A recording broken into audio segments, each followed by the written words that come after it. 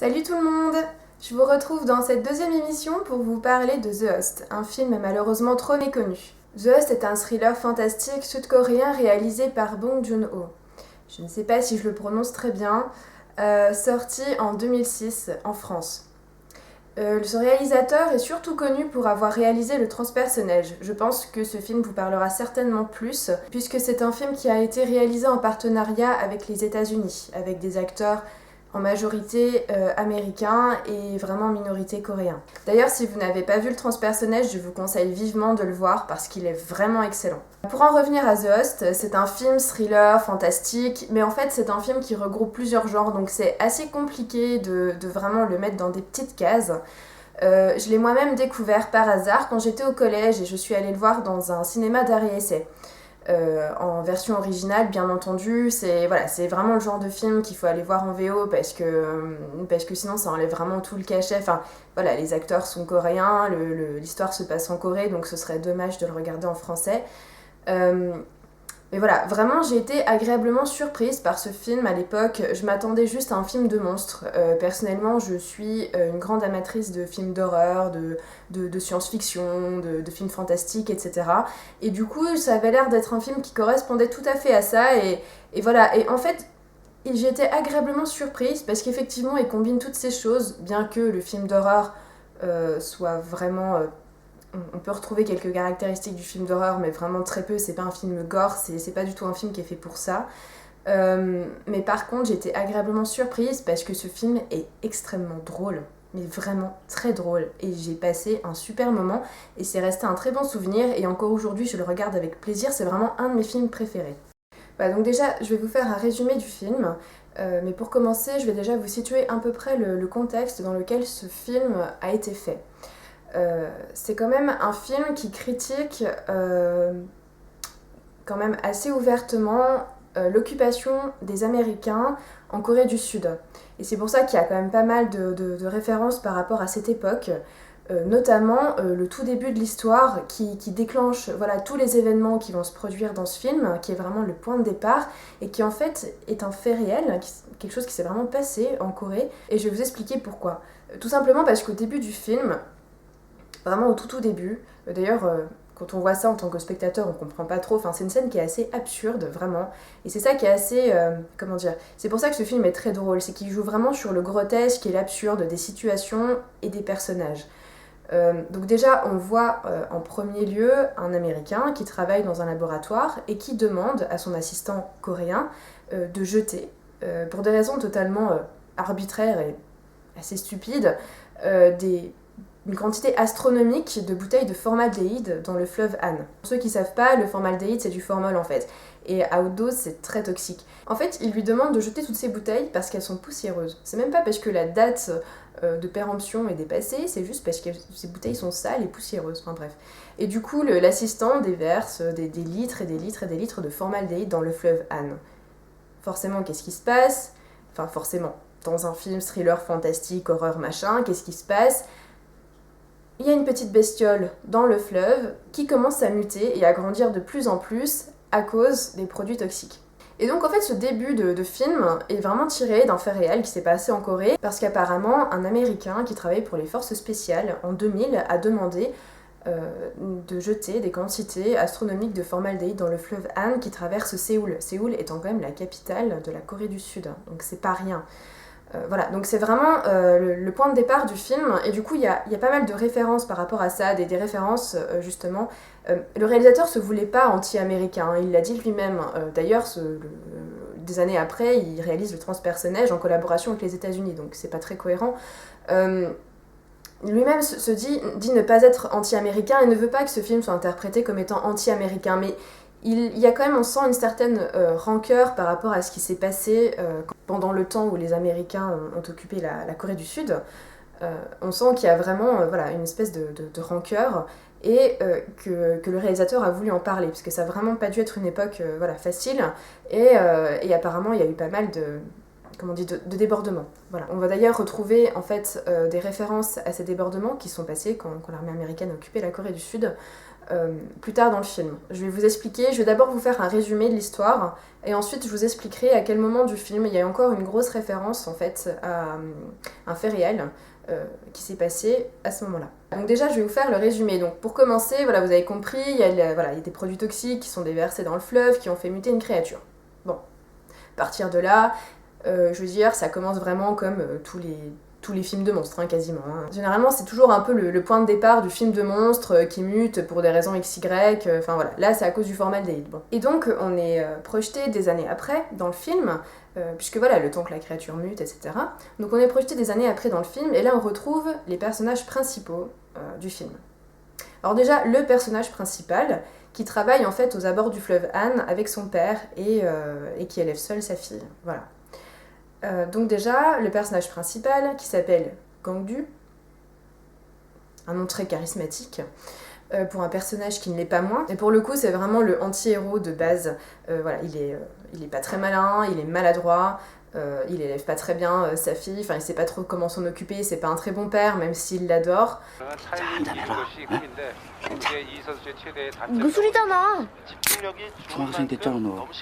Il a aucun sens des responsabilités, il vit au crochet de son père, enfin voilà, vraiment la totale. Bon. Donc du coup il tient, enfin en tout cas il aide son père à tenir un snack aux abords du fleuve Han. Son père qui est obligé de se débrouiller un petit peu voilà, au quotidien avec son fils, qui est très feignant, avec qui c'est très compliqué de pouvoir entretenir une relation à peu près saine. Et du coup son fils, Gangdu, élève sa fille unique, qui s'appelle Hyun Seo. Donc une jeune fille, je sais plus exactement quel âge elle a, mais qui est au collège, je crois qu'elle doit avoir à peu près 14 ans. Et qui vivent du coup tous les trois sur le bord du fleuve. Et donc forcément, qu'est-ce qui se passe ? À un moment donné, la créature qui a tellement muté, tellement grandi, finit par sortir du fleuve et attaquer les habitants. Et je vous laisse découvrir la première scène où on voit vraiment le monstre en entier, et où il attaque les gens, mais c'est tellement grotesque. Et vous allez voir de vous-même pourquoi je vous ai dit que je trouve que c'est un des films les plus drôles que j'ai vus de ma vie.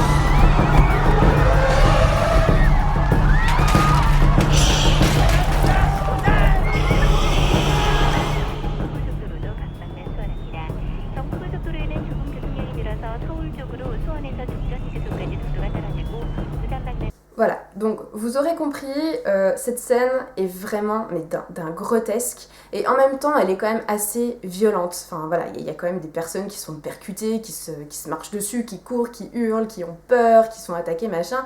Mais cette scène, t'as envie de rire, et d'un autre côté, tu te dis mais merde, enfin quand même, les gens ils sont attaqués et tout, et encore je vous ai pas tout montré. À un moment donné, il y a des personnes qui courent dans un espèce de... qui court se réfugier dans un abri, et le monstre rentre dedans, et du coup les gens essayent de ressortir, il y a du sang partout, enfin voilà. Mais voilà, encore une fois, c'est pas un film d'horreur, c'est un film un petit peu d'horreur, mais pas tout à fait. Et c'est vraiment l'essentiel, c'est pas du tout de montrer du gore, de montrer des gens qui sont déchiquetés, de se montrer des gens qui ont les tripes à l'air, etc. C'est pas du tout l'intérêt. Donc ne vous inquiétez pas, pour ceux qui n'aiment pas les films d'horreur, vous pouvez tout à fait le regarder sans vous cacher sous la couette dès qu'il y a une scène un petit peu violente. Enfin voilà, c'est pas du tout le but. Mais voilà, on a quand même aussi ce schéma un petit peu du film de monstre, film d'horreur, etc. Et je sais pas si vous avez remarqué, mais cette créature, elle est super, super moche et grotesque. Elle est très bien animée par contre. Ça, les effets spéciaux sont vraiment d'une grande qualité. Ça, il n'y a pas à dire. Mais par contre, elle est complètement grotesque. Mais je pense que c'est vraiment fait exprès. Ça fait vraiment penser en fait au film de Kaiju qu'on rencontre, il y a des dizaines d'années au Japon, quand ils faisaient les films avec les gros monstres en mousse qui écrasaient des maquettes d'immeubles, etc. Et là, on a vraiment l'impression que c'est ça, en fait. Cette créature, elle est grotesque. Et d'un autre côté, alors d'un côté, t'as envie de rigoler quand tu la vois se déplacer à l'écran avec ses petites pattes atrophiées qui se dandinent et tout, mais d'un autre côté, tu te dis, putain, elle bouffe quand même des gens, quoi. Et elle est quand même assez grosse, et elle n'hésite pas à percuter, à bouffer des gens, enfin, voilà. Et tu te dis que cette créature, tout va découler d'elle dans le film, tout va partir d'elle, donc c'est pas rien. Et d'un autre côté, elle est grotesque. Donc voilà, donc du coup, après cette scène d'attaque, tout de suite après, je vous spoil pas le film parce que ça arrive vraiment au tout début du film et que pareil, c'est de là que va découler aussi tout le reste, je vous laisse découvrir ce qui va se passer. Je veux vraiment que vous fassiez attention à cette scène parce qu'elle est très particulière. Je trouve qu'elle est vraiment représentative justement de cette réalisation. C'est vraiment pour ça que j'adore ce réalisateur, c'est parce que il arrive comme ça à combiner les deux, le drôle et en même temps le dramatique. Et ce film, ce n'est que ça.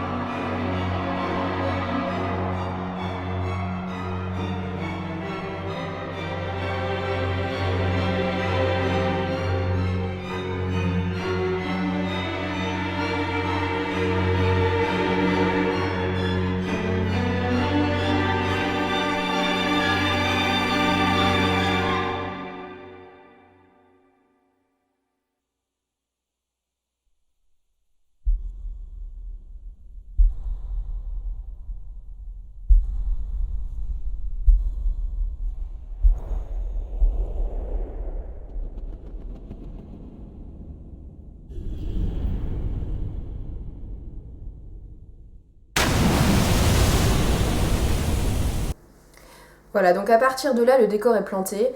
La jeune Yoon Seo s'est fait capturer par le monstre. Elle est emportée au fond de l'eau. Gangdu est dévasté. Enfin voilà, la famille entière est complètement sous le choc. Et donc du coup, ils se réunissent. Je pense que ça doit être une sorte de grand gymnase où ils mettent les gens à l'abri. Enfin voilà. Où ils ont mis du coup les photos de toutes les personnes qui sont mortes ou qui ont disparu dans l'attaque du monstre. Donc du coup, Gangdu et son père sont déjà sur les lieux, bien sûr. Du coup, on rencontre pour la première fois les 4 personnages de cette famille qui sont réunis pour la toute première fois du film.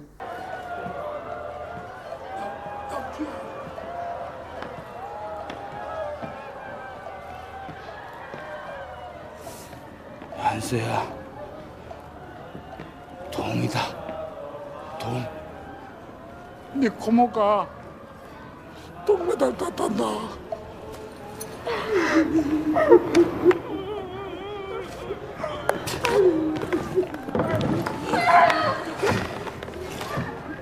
한세야, 네 고모.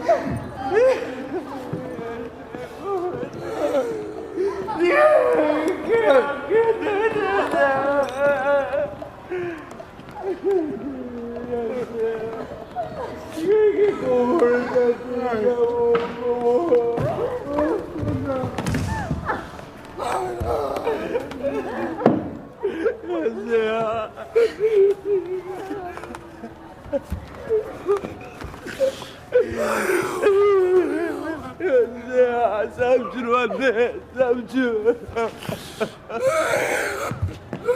현서야, 이 덕에 우리가 다 모였다, 이 덕에 우리가. 현서! 아이씨! 현서!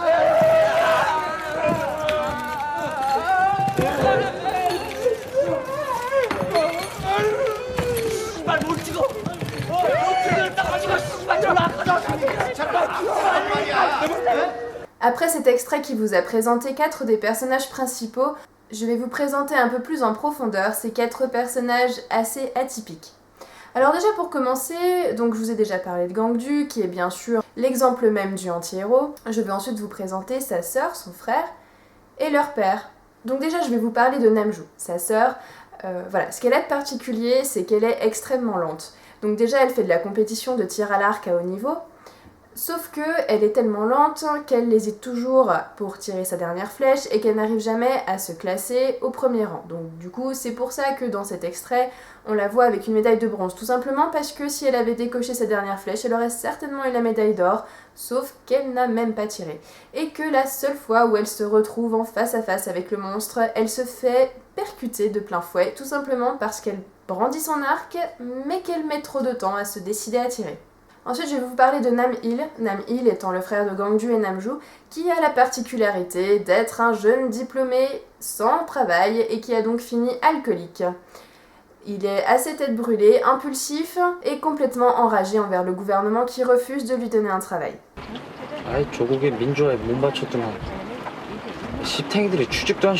Et bien sûr, pour finir, le grand-père. Le grand-père qui a bien du mal avec ses 3 rejetons qui sont tous plus pathétiques les uns que les autres, et qui à chaque fois qu'il apparaît à l'écran semble frôler la crise cardiaque.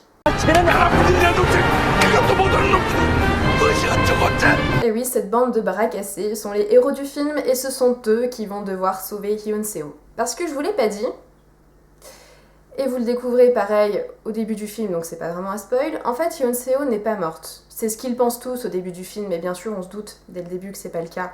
En fait la créature l'a emportée avec elle, et Hyun-seo a réussi à se débrouiller pour récupérer un portable en fouillant les cadavres, parce qu'en fait la créature se fait des réserves. La créature est niche dans les égouts, elle emporte certaines personnes avec elle au lieu de les manger, et elle les dépose dans un égout, pour pouvoir les manger plus tard, si jamais elle n'arrive pas à chasser comme elle veut, machin, enfin voilà. Et Hyun-seo a réussi à survivre, et c'est la seule pour l'instant qui a réussi à survivre, quand le monstre l'a transportée jusque dans les égouts. Et du coup, en fouillant des cadavres, elle a réussi à récupérer un téléphone portable et à appeler son père. Sauf que la communication, a duré genre 10 secondes, parce qu'évidemment le portable a été abîmé, parce qu'il n'y a plus de batterie, machin, enfin voilà. Elle a réussi à lui dire qu'elle était toujours en vie et qu'elle était prisonnière dans les égouts, et que voilà, elle était terrifiée et qu'il fallait qu'on vienne la chercher, quoi. Et du coup, Gangdu, forcément, quand il entend ça, il prévient sa famille, qui va chercher à tout prix à sauver Hyun-seo. Alors c'est certes une famille où ils sont tous plus débiles les uns que les autres, grotesques, atypiques, mais néanmoins, ils adorent tous Hyun-seo. Et ils feraient tout, vraiment tout pour la sauver, et ils vont tout donner pour le faire. Et en fait, on se rend compte que chacun dans leur genre, ont finalement quand même des atouts, des points forts qui vont révéler au fur et à mesure du film et qui vont chacun aider à faire progresser la recherche de Hyun-seo. Donc voilà, je vous en dis pas trop plus par rapport à l'histoire, juste que, parce que c'est pareil, ça arrive au tout début de l'histoire, quand ils sont dans le gymnase en fait, parce que Gangdu, quand la créature a attaqué, il s'est battu contre elle, et en fait il y a du sang de la créature qui a giclé sur lui. Et du coup, quand ils sont enfermés dans le gymnase, il y a des personnes en fait qui travaillent pour le gouvernement qui arrivent dans le gymnase et qui demandent qui a été en contact avec la créature. Donc lui forcément, il dit oui, moi j'ai du sang qui a giclé sur moi, machin. Et du coup il se fait embarquer vite fait à l'hôpital pour lui faire toute une batterie d'examens, etc. Et en fait, il s'avère que, aux informations, est diffusé que la créature transporterait un virus. Et c'est justement pour en revenir à ce lien, en fait, de l'occupation de l'armée américaine en Corée par rapport à ça. Parce que pour lutter contre le virus, les États-Unis, qui affirment que la Corée n'est pas capable de se débrouiller seule pour faire face à la créature et au virus, que c'est n'importe quoi, que gna gna gna, du coup les Américains déboulent en disant voilà, nous on va régler le problème à votre place puisque vous n'en êtes pas capable. Donc du coup ils ont créé ce qu'ils appellent l'agent jaune pour lutter contre le virus. Sauf que l'agent jaune est en fait une référence à l'agent orange qui a vraiment existé, que les Américains ont vraiment créé et qui en fait est un produit toxique, cancérigène et tératogène. Alors, tératogène, ça veut dire que ça crée des malformations, et cancérigène, qui peut entraîner des cancers, et qui a été utilisé pendant la guerre du Vietnam, et probablement pendant la guerre de Corée. Donc du coup, ils ont fait le parallèle, en fait, le réalisateur du film a fait le parallèle entre l'agent orange, qui était vraiment extrêmement toxique, et qui a été créé et utilisé par les Américains. Il a fait le parallèle en utilisant le terme d'agent jaune dans son film, qui avait la même utilité, c'est-à-dire un agent vraiment... un produit extrêmement toxique pour lutter contre un virus. Donc voilà, je vous ai parlé de l'histoire, des personnages, je vous ai parlé un petit peu de la réalisation aussi. Je vais vous parler du coup un petit peu plus de la réalisation, notamment au niveau des effets spéciaux, mais ça je vous l'ai déjà dit tout à l'heure, vraiment les effets spéciaux sont d'une grande qualité. La créature, parce que c'est quand même un film qui date de 2006, donc c'est pas tout récent, et la créature est vraiment super bien animée.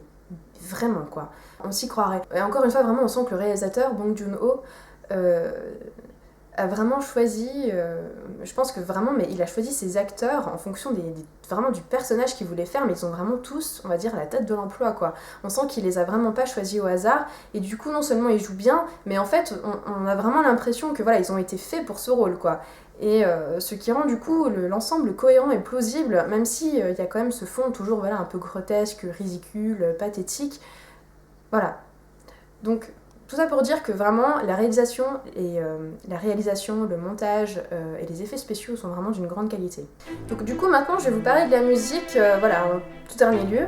Donc la musique en elle-même, elle n'est pas transcendante, elle n'est pas magnifique, mais par contre, c'est quand même une musique qui colle vraiment bien à l'ambiance du film et qui rajoute vraiment quelque chose à l'ambiance du film.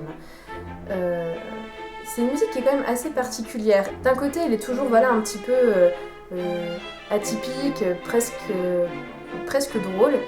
Et d'un autre côté, elle a ce petit côté voilà, aussi dramatique. Et donc du coup, qui colle parfaitement au film en fait. Voilà, donc pour conclure, c'est vraiment un de mes films préférés. C'est un des films qui me rappelle vraiment des bons souvenirs, parce que quand j'y étais allée au collège, j'y étais allée avec ma mère qui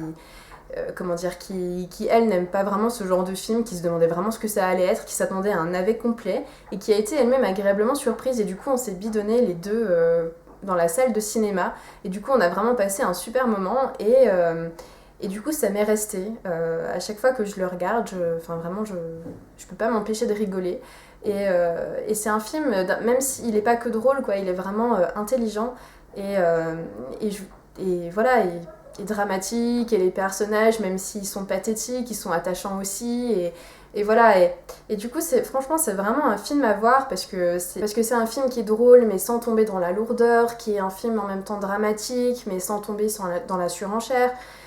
C'est un film qui est surtout voilà, centré sur une famille qui essaye tant bien que mal de sauver un membre de leur communauté par tous les moyens, parce qu'ils l'adorent tous, et parce que même s'ils galèrent, même s'ils sont pas très doués, ils iront jusqu'au bout pour la sauver parce qu'ils l'aiment plus que tout.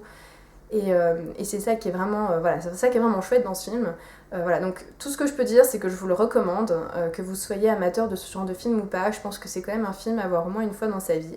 Je peux tout à fait comprendre qu'il y ait des personnes qui aiment pas du tout ce genre de film, je le conçois tout à fait. Mais je pense que même quand on n'est pas forcément amateur de ce genre-là, on peut quand même vraiment l'apprécier, et voilà, je pense que c'est un film qui mérite d'être connu. Voilà, je vous remercie d'avoir regardé cette émission jusqu'au bout, et je vous dis à la prochaine.